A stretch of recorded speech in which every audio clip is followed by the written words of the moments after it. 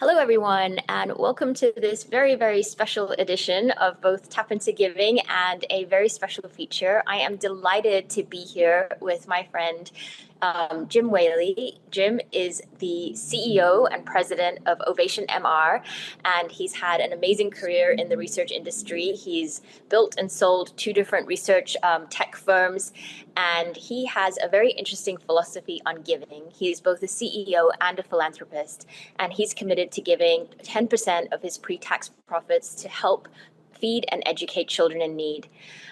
He's been a great supporter of Baal Dan, and in fact, this year he's upping his commitment. He's boosting his commitment to Baal Dan to increase his giving to help children in need through my little charity. And today we're going to talk about why that is, why he's placing a bet on Baal Dan, and really where it all started for him. So, Jim, thank you so much for this time. It's great to be here with you. And I just wanted to start with hearing a little bit more about you. Tell me a little bit about your childhood. Where did you grow up? And, any early lessons that inform sort of who you are today. Well, first of all, it's great to be here with you, Tanya. I've been looking forward to having a chat with you. It seems like we're always two ships passing in the night in a conference. We have like 3 seconds to talk to each other, and this is just a great opportunity to have that chat. So I'm really excited about this today. I'm a middle class kid from New York, Upper New York State, Syracuse, an industrial town that sort of like kind of got lost in the shuffle during a couple of administrations over time. 1960s born, boomer, um, cuspy Gen Xer, I guess, whatever, and kid of the silent generation era parents, that kind of thing. Very pragmatic parents that were children during the Depression. So, they're very pragmatic folks, and but they wanted to give their kids the best opportunities, and but still very pragmatic. Um, so I just remember growing up with basically everything we needed, but also with a very a childhood where we had to think about the value of money, and you know be morality at the time of the 60s and stuff like that, and always doing the right thing, and that kind of thing. So um yeah, as far as lessons about giving and that kind of thing, I remember, when I was like in 8 years old, we lived in New England and Connecticut, and it was a quintessential New England town. And I remember after the hard winters, like springtime comes around, you're thinking about being outside baseball, but I was also thinking about like church and stuff like that. And I remember, you know, there was always the time you got those little boxes, and boxes of envelopes. I don't know if you can relate to this, but and it was where, during the passing of the plate, you your mom had passed you like a dollar, a little crumpled up dollar to stuff in the envelope box so that you could give it, during the offering. And sometimes you stuck around for the business meeting of the church, and they were always talking about um, things like stuff that they were doing locally for the church, and then the faraway stuff that they were doing, the mission stuff. And they're talking about building, digging wells, and building schools, and you know raising roofs and stuff like that. And I always thought, like, here I am in this glorious little church that's all beautiful and everything like that. And I was thinking about kids of my age and wondering, did they have anything like this? And I don't know, as a young kid, it's like I was thought, like, did they have, was their life like mine or anything like that? And I thought, like, I guess I always had this weird sense, like, a sense of gratitude. And fast forward a couple of years, if I wanted anything extra as a kid, like we always had Christmas and birthdays, stuff like that. But if I wanted anything extra, like I had to get a job. Mhm. So I had, I was doing everything. Like I had shoveled driveways and raked leaves and had a paper route, and I think I sold seeds door to door. Like, all that, you name it, I did it. And so, it wasn't too long before like it was my money that I put in the envelope, and I remember the first time that feeling of like, you know, putting that money in the envelope and it was the money that I earned. And it was like it was a sense of like it was a certain sense of empowerment. Like it wasn't just charity. It was like I don't know, I think I thought of it in this terms at that age, but thinking about it now, it's like agency, right? Mhm. It's like, if I think about it like today, it's sort of like if I could like be a dopey little kid that folds up newspaper with ink stained hands, like I could do I could do anything. Anything is possible, right? If you can have an idea and vision, you can change, you can make anything possible. So I just thought that giving was empowerment, I guess. It was just sort of, I don't know if I thought about it that way as a kid, but it felt like you had your own little power, like you had the ability to do something. So I guess that's where it started. That's an amazing story, and thank you for sharing that with me. And I think there are a few elements that stood out to me. I think first is the notion that you were curious from a young age. It's no mystery why you might have ended up in research, right? The research industry. You were curious about the lives of children living so far away from you in very different realities, and trying to imagine what that was like. And then that sense of appreciation, that dichotomy between what you have and what they may not have. Water, building a well, like trying to process that when you're a little kid, like, oh, there's other little Right, children who don't have a well, or they don't have a school to go to. Um, and then the fact that you were raised by parents from a generation that were very frugal, that had suffered themselves, that had gone through a lot in this country, and were really taught the value of a dollar, and how that you can live in quite a vulnerable way, even in this country, and being taught that appreciation, being taught the value of hard work. If you want something, it's not just going to be handed to you. It's not an expectation. You have to go out there and get it for yourself. But what strikes me the most about what you said about your early experience of giving is the good feeling you got, the high of giving. And yeah, we have a lot of language around that today. And a lot of studies, quite frankly, about, the benefits of volunteering and service. But there is that innocence, that purity about like just making someone happy, whether you give them a little flower that you pluck, or you give a little bit of money in an envelope. I think right. that's certainly, I feel that way. I definitely feel that Yeah, experience of joy, and also gratitude that I'm able to be in a position to do that for someone else. 100%. Yeah. That's wonderful.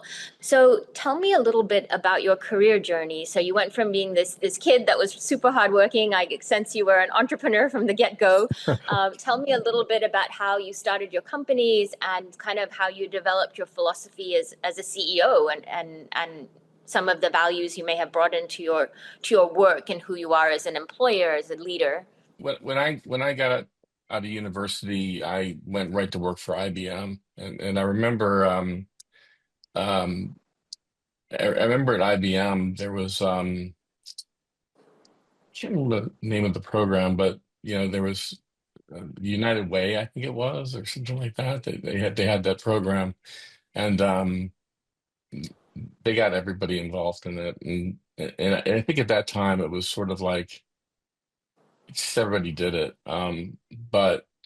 Um, and that's really all I remember about it at the time. And I had a young family at the time, and I was sort of like, you know, we had the church, and we did the church giving and stuff like that. But it was not really top of mind at the time, because I was thinking about like just family and stuff like that. But we did our part and stuff like that, but it wasn't really as intentional as it was just sort of like just in the background.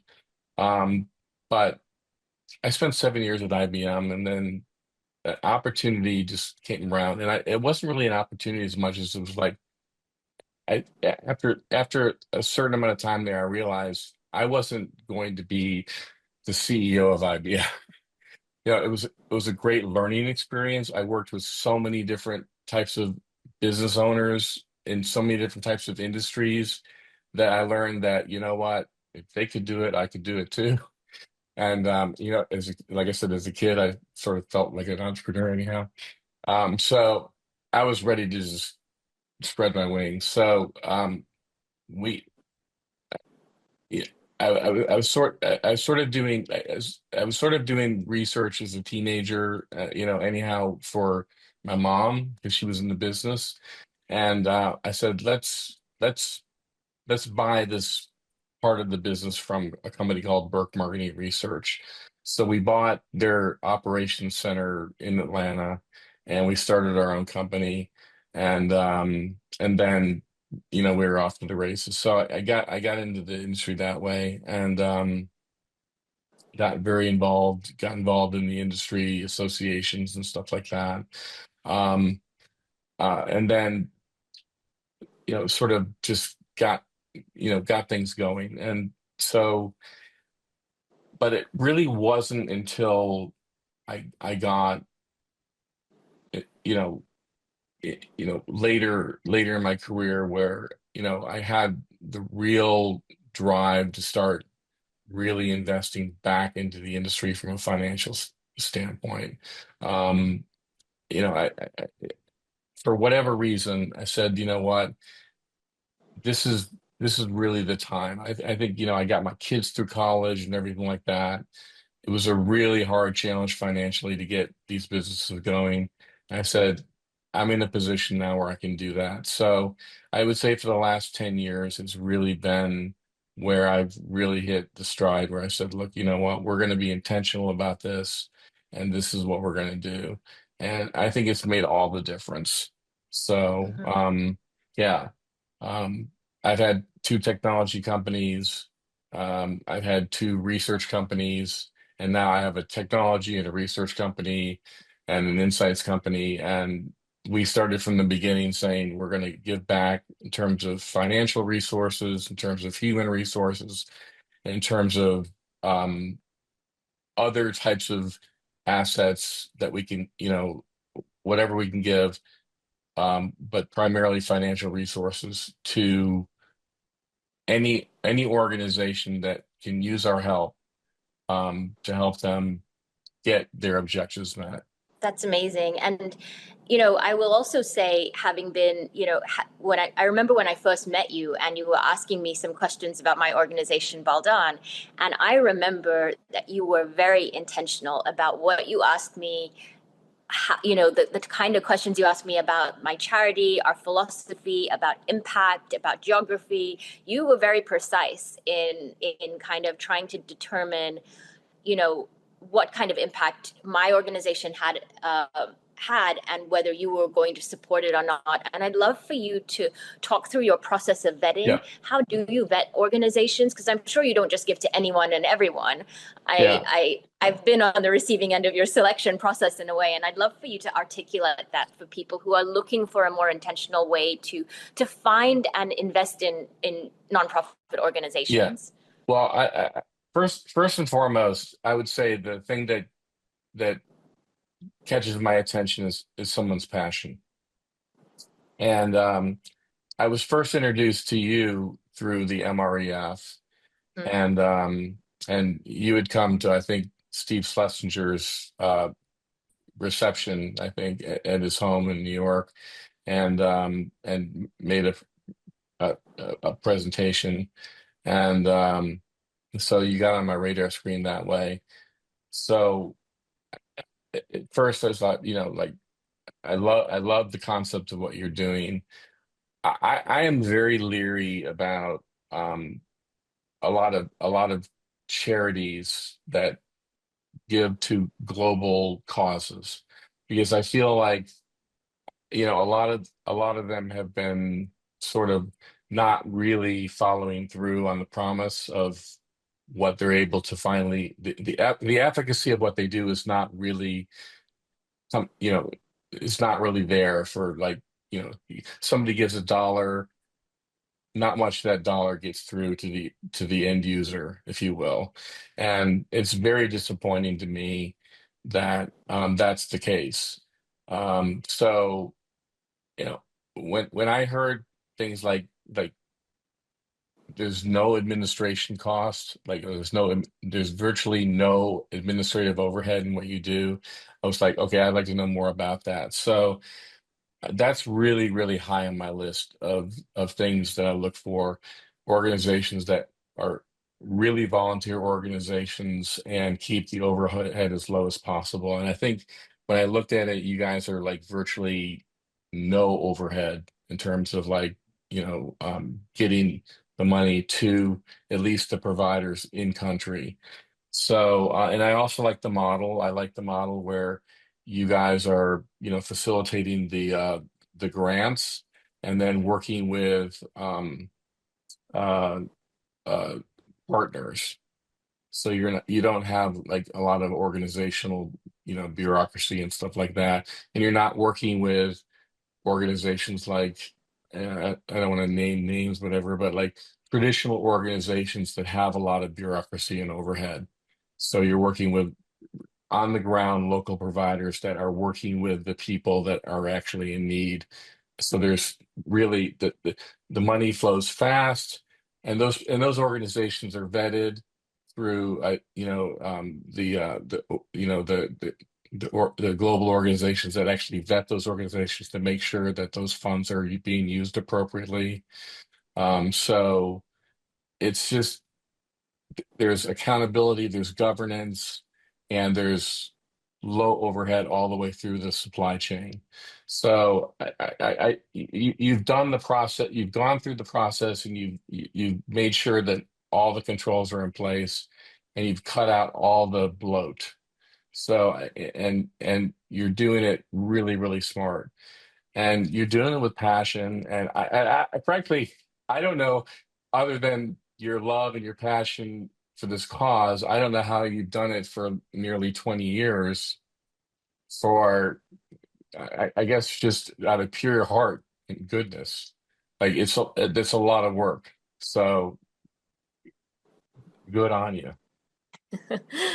No, thank you. Thank you for that. And that was a great, yeah, I think you've articulated what I have tried to do for 20 years is I saw a lot of the bloat. I saw a lot of the kind of, I wouldn't say needless admin, but just some of the waste, right, that goes into charitable programs and sitting, far away from some of these places where there's dire need. It is really tough to know where the money goes. It's really hard to do that.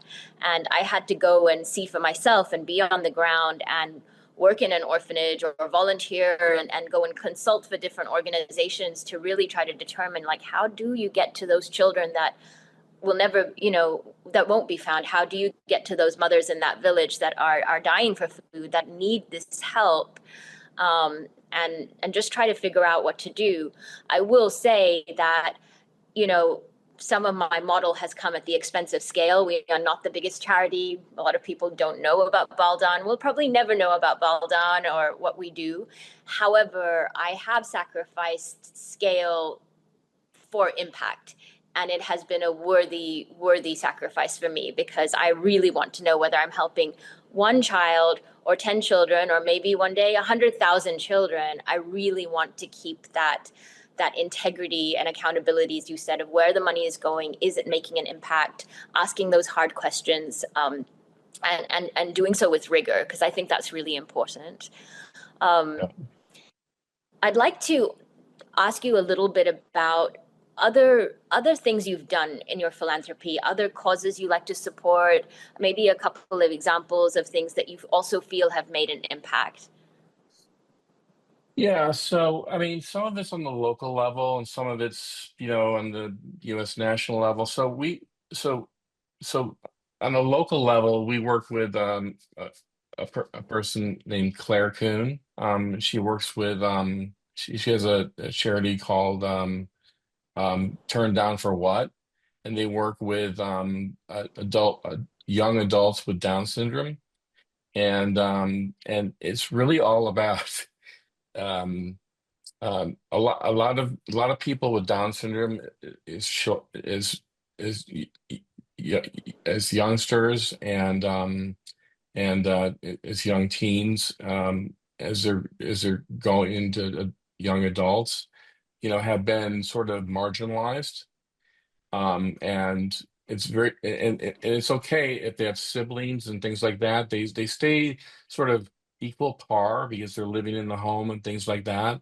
But as their siblings sort of get out of school and move out into the world, they sort of don't keep up with them, right? Because they don't have the social skills and the networks to move out. They tend to stay at home and things like that. And their parents, some of them are different, but some of them move on, and some of them sort of keep them marginalized a little bit. So this charity is really all about giving them opportunities to go out and socialize. So people don't think of them as people that they just see, like, in certain situations that are classical. But they see them, oh, someone that they saw having a beer at the bowling alley because they're out bowling, or they're out, playing pickleball or something like that, just doing normal things. So it's a really great charity where people that have Down syndrome and young adults can socialize with each other or other people and anybody and just live normal lives. And it's a really great thing to experience and to be involved with. And we've really been blessed to have this opportunity to work with her for probably almost 5 years now. And she's just an amazing person.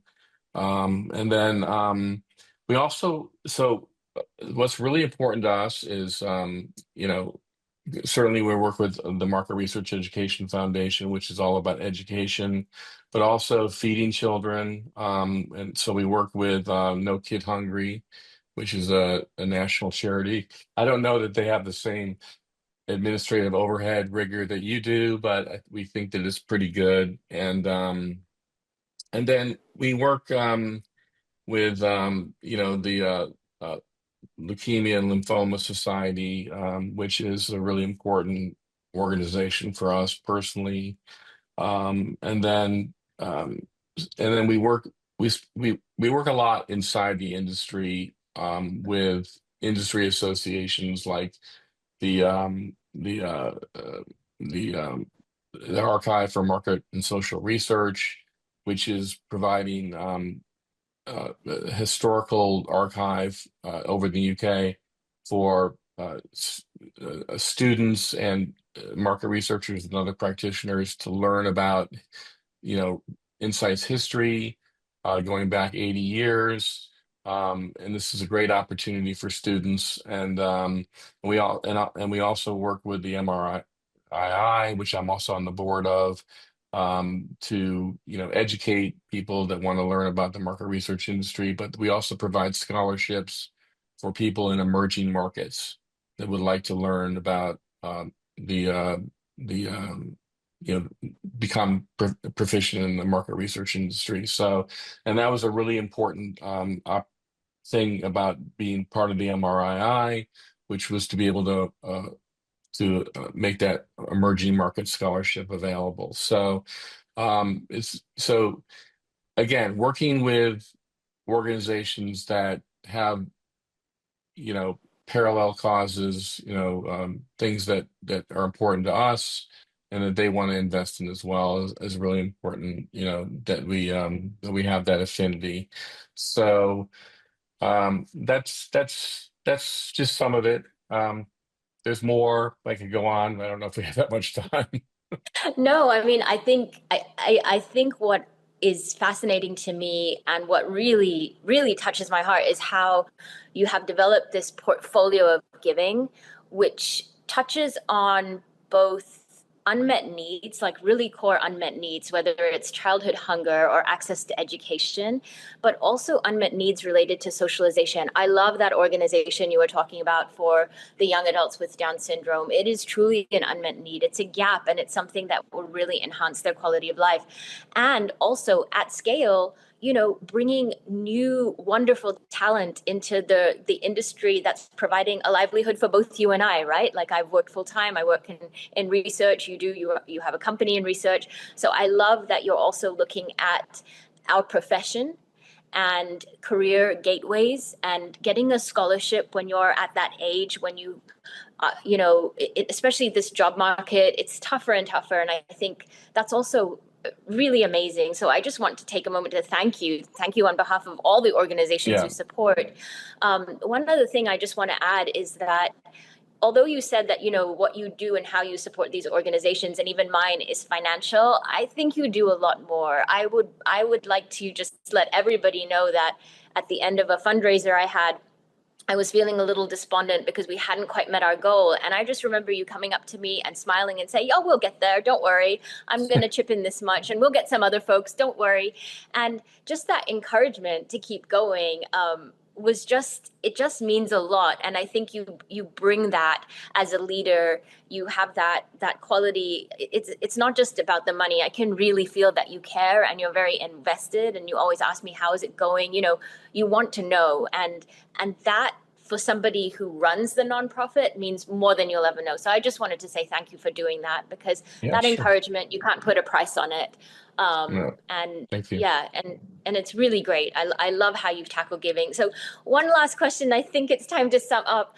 I'd love to talk to you a little bit about, just to bring it back to Baal Dan, what you want to do this year with Baal Dan or in future years. What are you excited about the most, and anything else you'd like to share about your journey of giving?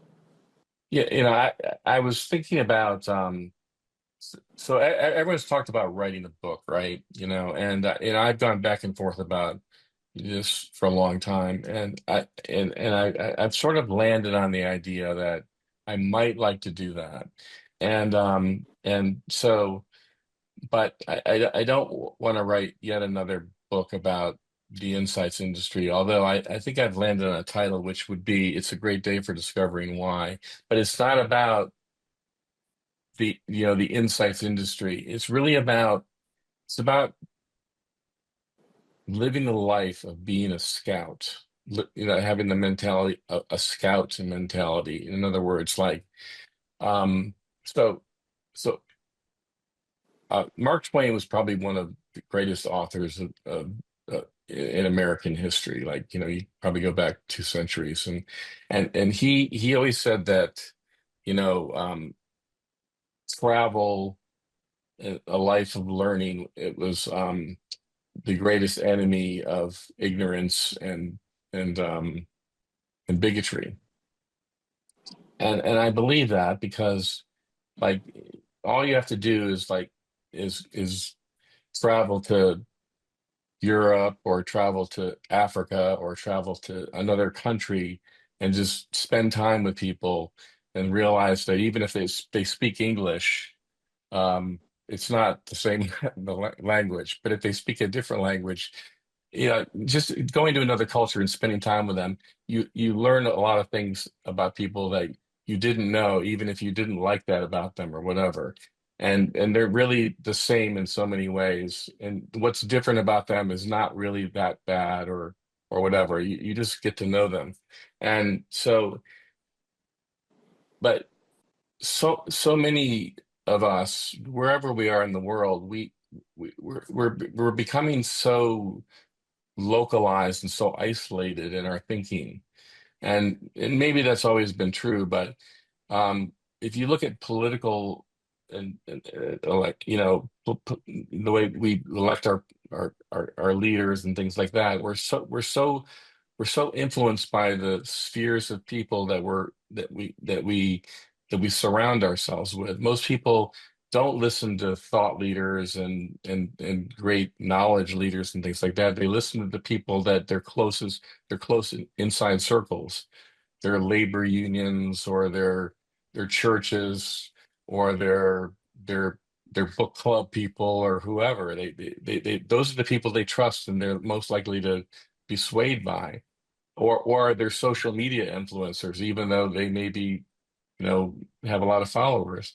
So having a scout mentality is really all about really trying to understand what's ahead of you, and doing things that's evidence based, and trying to understand the other guy or the other gal or whatever. and and I've tried to live my life that way, and I've tried, and I'm thinking about, like, I'm really inspired by this idea of of, of sharing that examples of that, and how it's changed, how I've built my life around it, and how I've built my companies, and why that's been a successful formula for me. So, I just think that's kind of where my head's at right now. And that also talks about why the giving is so important, and how that's changed my life and other people's lives.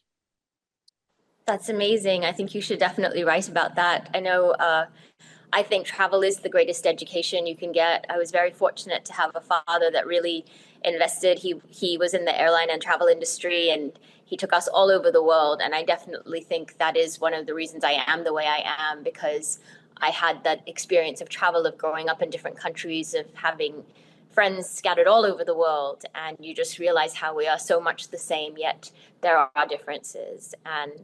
No doubt, no And I doubt. think one of the things that Mark Twain was also saying, and if you look at the great philosophers and Stoics, is that there is also an element of tolerance and kindness that we have to approach about our differences. And the more tolerant that we can be, it actually does result in a more peaceful inner life, peaceful smaller life around your community. And I think, at a global level. And I think tolerance is something that maybe we're not learning as much as we isolate more and more and become, more homogenized into our little smaller environments. Yeah, thank you for So adding that, because that's a really important element to it. I think that I think that tolerance is much needed, and I think we use the word empathy, but tolerance is slightly different.